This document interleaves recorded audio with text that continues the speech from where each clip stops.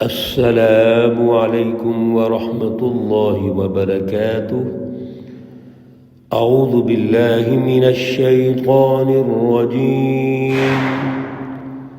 بسم الله الرحمن الرحيم. إن الله يدخل الذين آمنوا وعملوا الصالحات جنات تجري من تحتها الأنهار. إن الله يفعل ما يريد. صدق الله العلي العظيم. اللهم صل على سيدنا ومولانا محمد النبي الأمي وعلى آله وأصحابه وبارك وسلم وصل علیہ.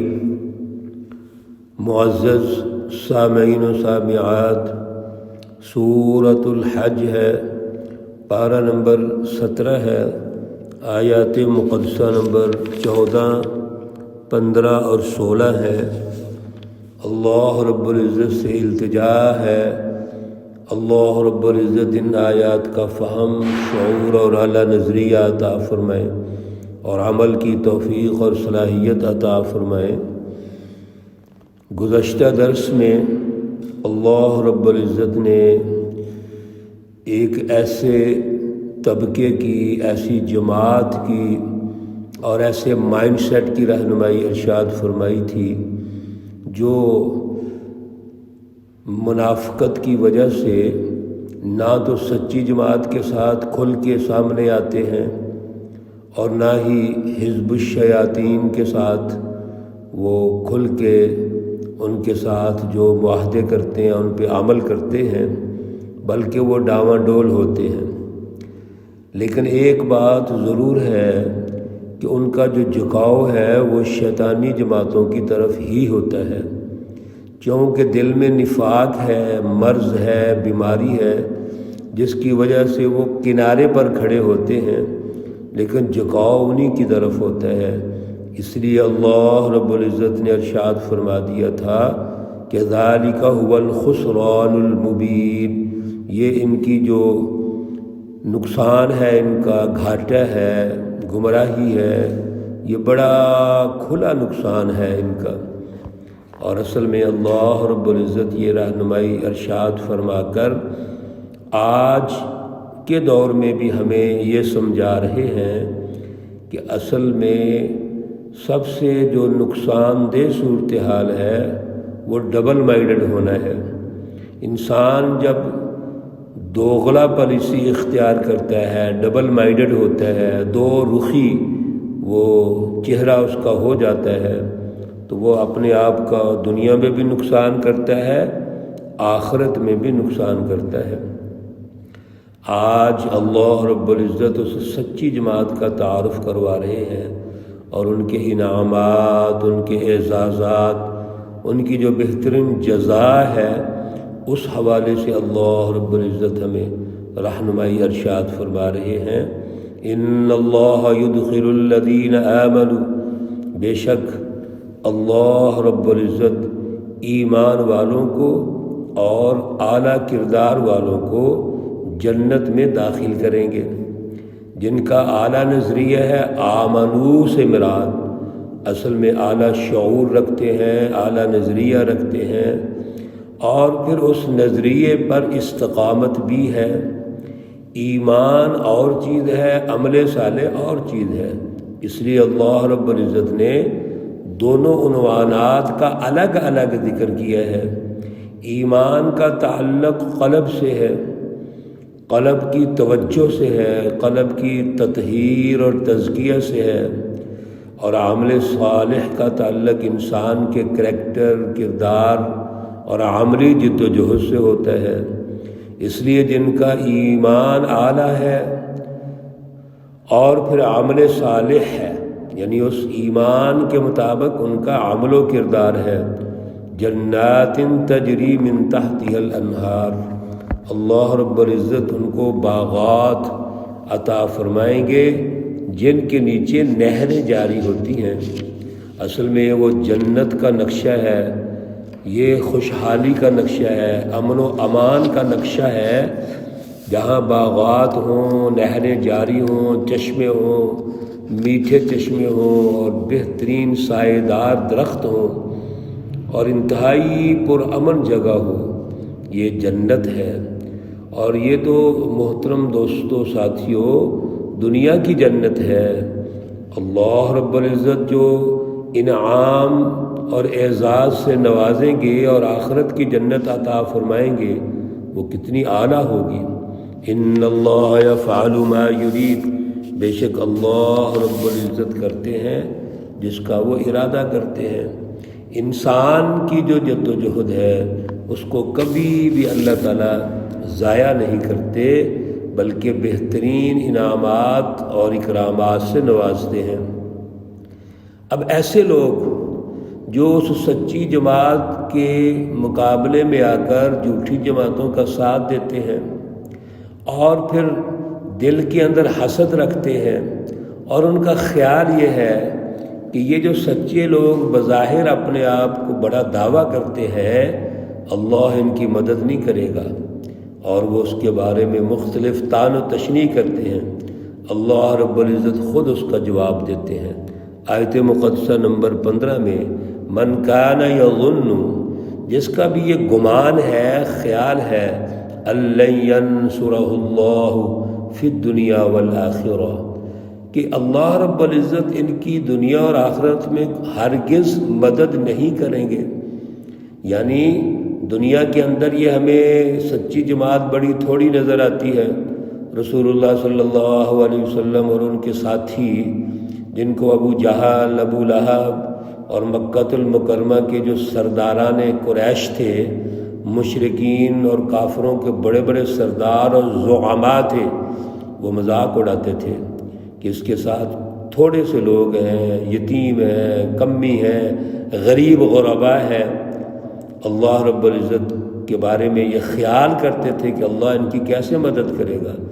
اللہ رب العزت خود جواب دیتے ہیں ان کا، فَلْيَمْدُدْ بِسَبَبٍ إِلَى السَّمَاءِ، آپ ایسا کر لیں، آپ آسمانوں کی طرف یا بلندیوں کی طرف کوئی ایسی رسی لے جائیں، ثُمَّ لْيَقْطَعْ، پھر آپ اس کو کاٹ ڈالیں، فَلْيَنْظُرْ هَلْ يُذْهِبَنَّ، بس پھر دیکھیں آپ اللہ رب العزت کیسے لے جائیں گے، قیدہ، ان کا مکر و فریب، ان کی تدبیر، ما یغیظ، جو انہوں نے دل کے اندر غصہ کیا ہوا ہے، دل کے اندر برائی سوچی ہوئی ہے۔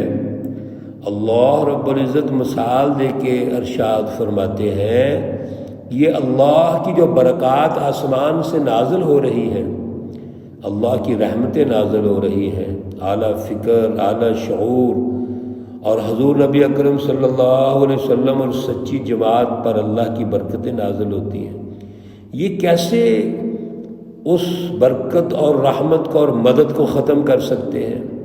یہ آسمانوں تک کو رسی لگا لیں، اس کے اوپر چڑھ جائیں اور پھر اللہ کی رحمت کو روکنا چاہیں؟ مقصد یہ ہے یہ کچھ بھی نہیں کر سکتے، ان کے دائرے اختیار میں کچھ بھی نہیں ہے، یہ بے بس لوگ ہیں، لاچار لوگ ہیں، صرف دل میں غصہ ہے، حسد ہے، دل میں بغض ہے، دل کے اندر ہٹ درمی ہے، تکبر ہے، اور کچھ بھی نہیں ہے۔ اس لیے اللہ رب العزت نے فرمایا وَكَذَلِكَ أَنزَلْنَاهُ، اور اسی طرح ہم نے اس کلام مقدس قرآن مجید کو نازل کیا، آیات بینات، کھلی نشانیوں کے ساتھ، دلائل کے ساتھ، عقلی اور نقلی دلائل کے ساتھ، یعنی اللہ رب العزت نے تو ہدایت اور رہنمائی کے لیے مستقل قرآن مقدس نازل فرما دیا، رسول اللہ صلی اللہ علیہ وسلم کو رہنمائی دے دی۔ اب اگر یہ غور نہ کریں، سوچیں نہ، اور صرف ضد کریں، حسد کریں، ہٹ درمی کریں، یہ تو بڑی خطرناک بات ہے۔ ضرورت اس بات کی ہے ان واضح دلائل اور واضح نشانیوں پر غور و فکر کیا جائے۔ وَأَنَّ اللَّهَ يَهْدِي مَن يُرِيدُ، اور بے شک اللہ رب العزت رہنمائی دیتے ہیں جس کو ارادہ فرماتے ہیں، جس میں طلب ہوتی ہے، جس میں غور و فکر کی صلاحیت ہوتی ہے، جو سوچتا ہے اللہ اس کو درست رہنمائی دیتے ہیں۔ اللہ کبھی مایوس نہیں کرتے، اللہ کبھی پریشان نہیں کرتے۔ یہ سارا ہمارا عمل و کردار ہے، ہماری اپنی سوچ ہوتی ہے جس کی وجہ سے ہم پیچھے رہ جاتے ہیں۔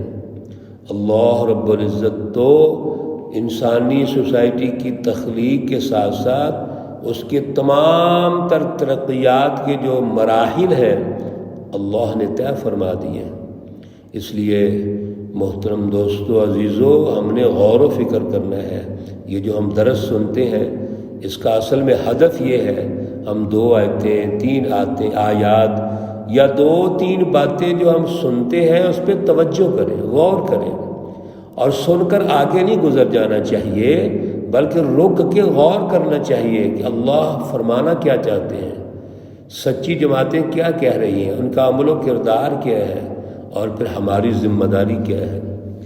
حضرت ابراہیم علیہ السلام کی دعائے مقدسہ جب آپ اور آپ کے لخت جگر حضرت اسماعیل علیہ السلام بیت اللہ شریف کی بنیادیں اٹھا رہے تھے، تعمیر کر رہے تھے، اس وقت جو اللہ نے آپ کو دعا سکھائی اور آپ نے مانگی، بڑی خوبصورت دعا اور مختصر ہے، یہ ہمیں ہر دعا کے بعد مانگنی چاہیے۔ ربنا تقبل منا انک انت السمیع العلیم، اے ہمارے پروردگار تو ہم سے قبول فرما لے، یعنی جو ہم سوچ رہے ہیں، جدوجہد کر رہے ہیں، پوری دل کی توجہ کے ساتھ اللہ سے یہ مانگیں کہ اے اللہ تو ہم سے قبول فرما لے۔ کیوں؟ انکا انتا، بے شک تو ہی السمیع، سننے والا ہے، العلیم، جاننے والا ہے۔ یہ دونوں صفت مشبہ کے صیغے ہیں، جس کا مطلب ہے اللہ سے بڑھ کر کوئی بھی نہیں سننے والا اور اللہ سے بڑھ کر کوئی بھی نہیں جاننے والا، بلکہ اللہ کی جس طرح سماعت اور سننا ہے، وہ اپنے بندے کی ہر دعا سنتے ہیں، ہر حاجت سنتے ہیں، اور پھر العلیم، وہ جاننے والے بھی ہیں۔ اللہ رب العزت تمام مرحومین و مرحومات کو جنت الفردوس میں اعلیٰ مقام عطا فرمائے۔ اللہ رب العزت تمام بیماروں کو شفائے کاملہ عاجلہ مستمرہ عطا فرمائے۔ ربنا تقبل منا انك انت السميع العليم وتب علينا انك انت التواب الرحيم، وصلى الله تعالى على النبي الأمي محمد وعلى آله وأصحابه أجمعين برحمتك يا أرحم الراحمين۔ السلام عليكم ورحمة الله وبركاته۔